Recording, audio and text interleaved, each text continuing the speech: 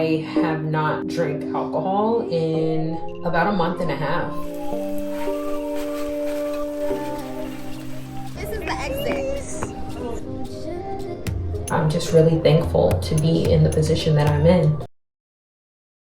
Okay, so let me set the scene. It's New Year's Eve and I'm craving one of my favorite Peruvian dishes, Lomo Saltado. So I found a recipe on Google, a few cook-along videos on TikTok, went and got the ingredients, and now we're here. I started this at 9:55 p.m. Late, I know, but the time literally flew, so I made it my goal to finish it by or before the ball drop. I picked up a cut of sirloin from my local supermarket. I miss Meat Hook in Brooklyn so much. That was my go-to butcher shop. It's my dream to find a similar shop nearby here in LA.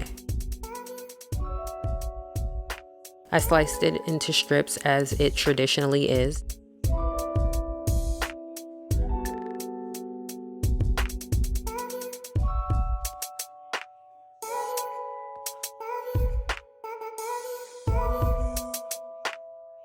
And seasoned with salt, pepper, oregano, cumin, paprika, and I want to say that's it.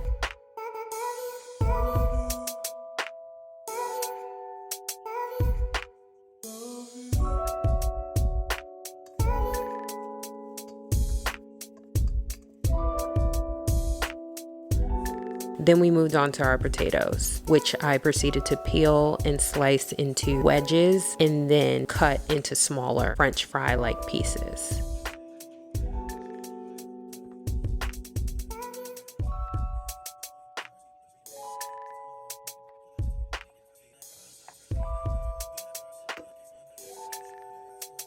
No matter what, whenever I cook potatoes, I always rinse them generously about 3 or 4 times. And whenever I make fries, I like to soak them in water and about a 1/4 cup of vinegar. It really levels up the taste.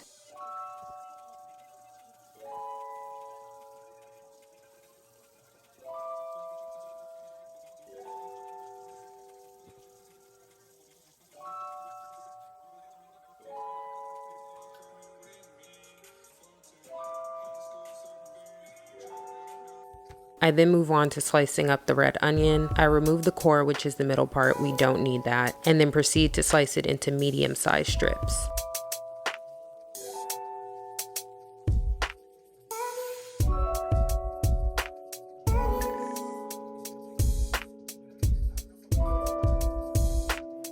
After cutting the onion, I moved on to cutting the tomato. I'm not a huge fan of tomato. I don't eat ketchup, but I love pasta. Conversation for another day. But I don't mind it in Lomo, as long as it's sliced thinly, because it does cook down in the end.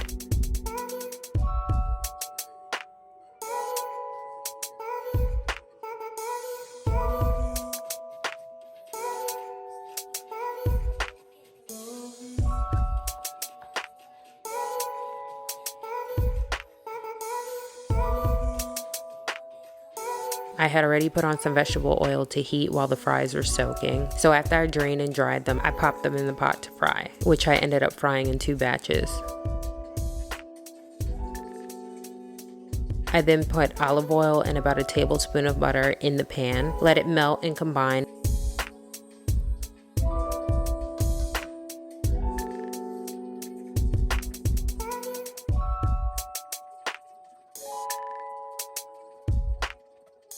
And then I put the sirloin in the pan to brown.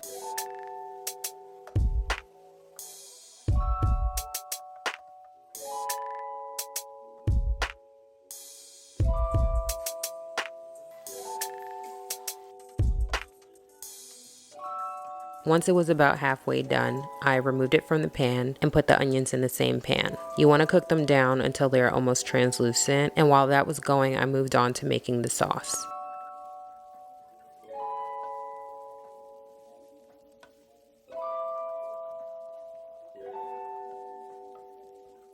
This is the sauce that brings the entire dish together. It calls for 2 tablespoons of soy sauce, 1 tablespoon of vinegar, and I saw one video where they recommended oyster sauce to bring a little bit of sweetness to it to balance out the acidity. I will say that you can double up on the sauce depending on how many people you're cooking for, or if you just prefer yours on the saucier side like I do. Once I mixed that up, I set it aside and threw in the tomato. The tomato cooks down pretty quickly, so you don't need to let it sit for too long.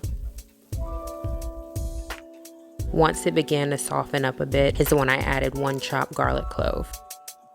The next essential ingredient is the ají amarillo sauce. Though the recipe called for the paste, I couldn't find it in my grocery store, and I saw someone else had used this same marinade and said that it came out perfectly fine, so I just went with this. And indeed, they were right, it was perfect. After adding about 2 tablespoons to the pan, you want to mix this up really well.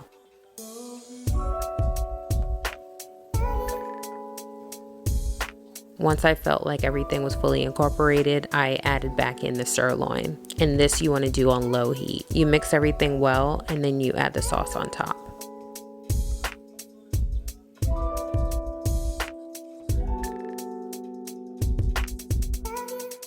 Of course, right when I'm at the tail end of it, the ball is about to drop. So I turned the stove off and went to do the countdown with Nomi. 9, 8, 7, 6, 5, 4, 3, 2, 1. Happy New Year!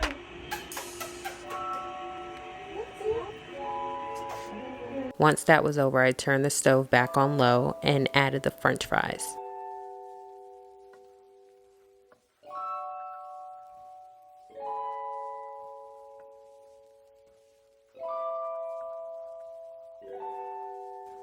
I paired this with the jasmine white rice from Trader Joe's and garnished it with some cilantro. When I tell you guys this hit the spot, it was so fucking good. I was really proud of myself. However, here's where I noticed that I wanted more sauce for the rice once I mixed everything together, so I did mix up a little more sauce and threw it on there at the end. I'll link the recipe in the videos that I followed in the description.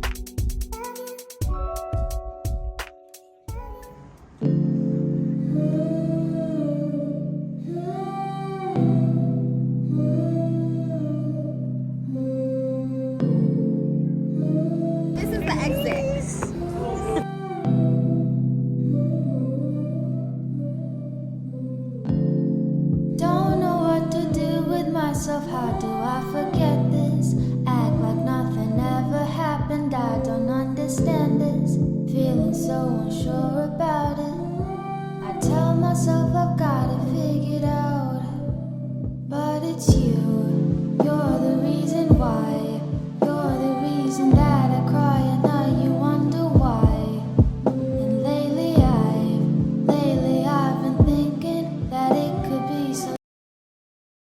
Hello.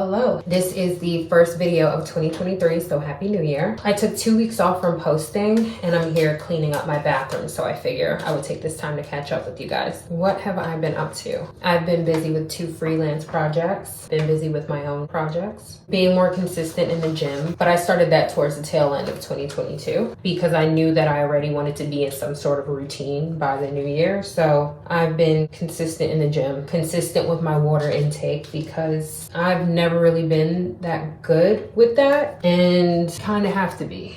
So I got a 1 gallon water jug for Christmas. I asked for it because I was like, listen, I need to drink my water. So I got that. I'll insert a picture or video somewhere in here.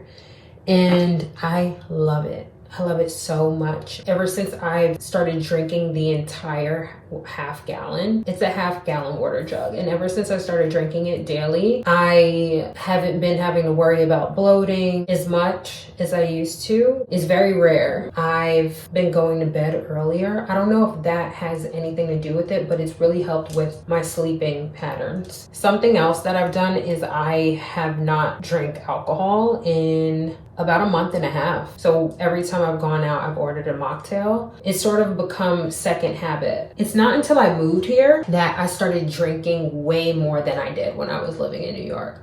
I think that even though I was going out in New York, I wasn't going out as frequently as I do here. So being in social settings, going out to eat, I'm having a glass of wine or I'm having a cocktail and it's doing nothing for my body, nothing.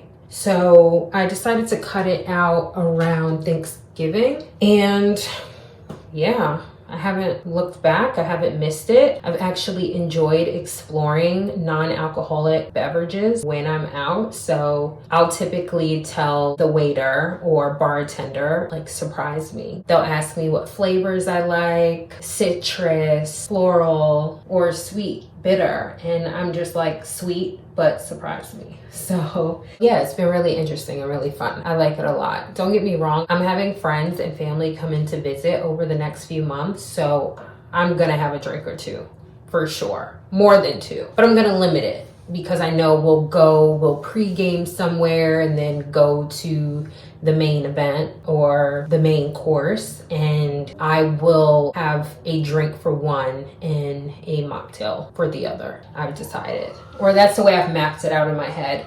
And on the days I don't feel like drinking, I just won't drink. But lately I've also cut back on going out. I don't go out as often as I have over the last few months. I scaled back because I felt like I was eating out too much. I wanted to cook more at home. I think I do cook pretty often at home, but I decided that I wanted to cook more than I went out. And there was a time when it was 50-50. I didn't like that 50-50 mix, and I really wanted it to be more of a 90-10 or 80-20 when I'm, again, having friends or family visiting and we're going to be going out and doing fun things, then I'm completely fine with being lenient. But for the most part, I want to have a say in what I'm eating, how it's being prepared, and not be tempted. Because 9 times out of 10 when I go out, we're ordering half the menu. And yeah, we love food. I hang out with people who really love food. So yeah, I've done really well cooking at home.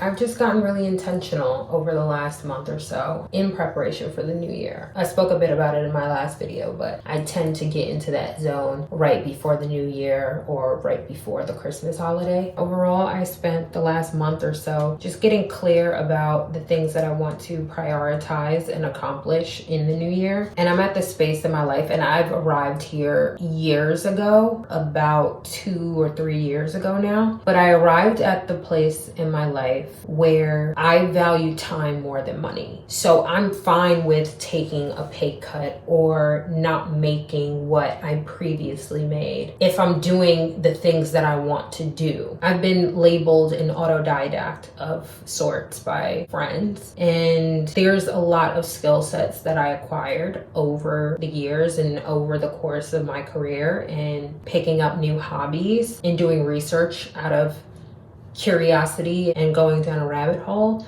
But it's positioned me to be able to take on really unique opportunities and meet really unique people. And I'm so grateful for that. But it also allowed me to view the money that I'm bringing in is not time equals money, but value equals money. And when you structure your business model that way, or you approach opportunities in that way, you are able to set your price for the value that you are providing for the individual or for the company that you'll be collaborating with. And so that's where I am professionally, and how that ties into my personal life is that I'm able to work on my own time in my own way, and that provides me with the time to do all the other things I enjoy doing and work on my own creative endeavors. It makes me so happy and it makes me feel so whole. I'm just at the point where as long as I'm able to cover my daily living expenses, travel, and buy myself something nice from time to time, I'm totally fine. That is what works for my current life structure. Now, things might change. I might settle down soon and get married and, all the things that may come with that, and that could change. But for now, that's what works for me and what makes me happy. I'm just really thankful to be in the position that I'm in. So when it comes to the personal projects that I've been working on, I'm so excited to share that with you guys soon. I have so many fun videos lined up for the next few months, and I just want to say thank you so much for all of your support, for being here. At this point, it's about 330 of you guys here, and for some people they would think that's nothing, but to me that's everything. Imagine you put on a talent show in your small hometown and 330 people show up. I mean, that's major. That's the way that I view it. I'm sharing my life here on the internet, which is scary in some ways, but overall it's exciting and it's fun and it's new and different for me, in that I'm sharing my life in a different way with the world. So thank you for tuning in every week. Thank you for being here. Thank you for your endless support, and yeah, I'm gonna finish cleaning up this bathroom because I'm a terrible multitasker, and I sat here talking to you guys for this entire time and I barely cleaned. So I am going to finish cleaning. Oh, and I picked up a new bottle of the Mael rosemary oil before I saw all the controversy, and I've been using this for years. I hope that they do not change the formula because I would be so upset. And I was ready to take it back after I bought it, but I was like, I don't think they changed the formula that fast. I literally just bought it like the day the announcement came out. So we'll see. But yeah, I am going to get back to cleaning and I will see you guys later. YouTube video. It's the same. Where I landed video editing style. Mostly just about how I'm not a mathematician.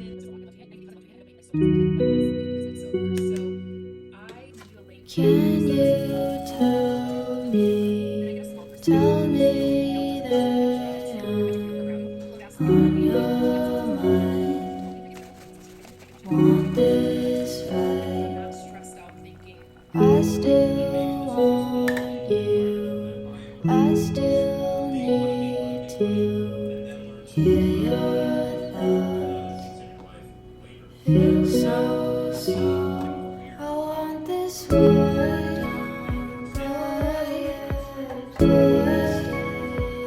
Want you by my side,